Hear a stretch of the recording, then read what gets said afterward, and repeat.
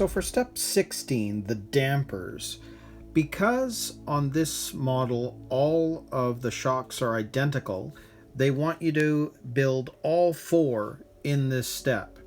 So I've pulled together all of the parts that we need for this along with the hardware, and you can see we've got different O-rings. So there's a lot more of the red ones than the black, and then we've got our damper shafts right there. So I'll set this up and we'll build all four.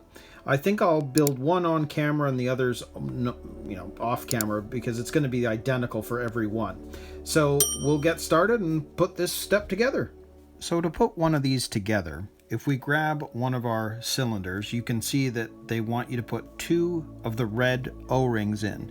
And you can see inside there, there's room for that. So we're going to put one in and put another one in over top. Just like that. And then we're going to grab one of these caps and we're going to screw it in. And you're going to want to screw it in all the way. Make it nice and tight. Just like that.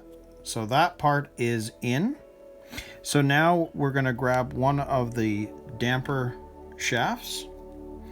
And we're going to slide that in there. There we go. Pull it through. And then it's showing you putting on one of the black O-rings on the outside, just like that. And then we grab one of these parts from the D parts tree.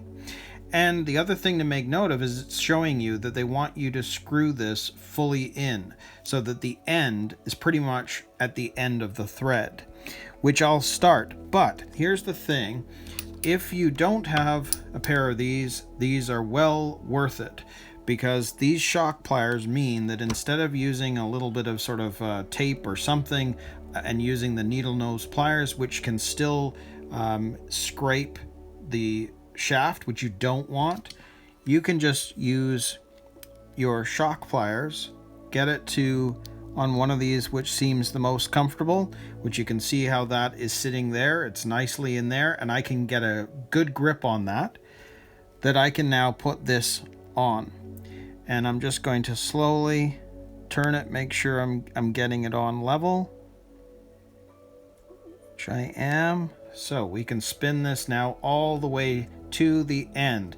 And what I've noticed is with another one that I just made, you can screw this in past that point of the thread and keep going because it's a softer plastic. So again, you don't want to do that. So make sure you get to the end, which pretty much is right there, and that'll match up with what they're saying here. Basically, the end has to reach the end of the threads, and there we go. So there is one of the cylinders. I've already made one, as I said, as an example. So I'm just going to finish the others and we'll come back. So there we go. There are all four dampers complete. So step 16 is done. So now we're going to move on to step 17, which is the damper oil. So once that step is complete, our shocks will be completely finished and we can move on to installing them on the chassis.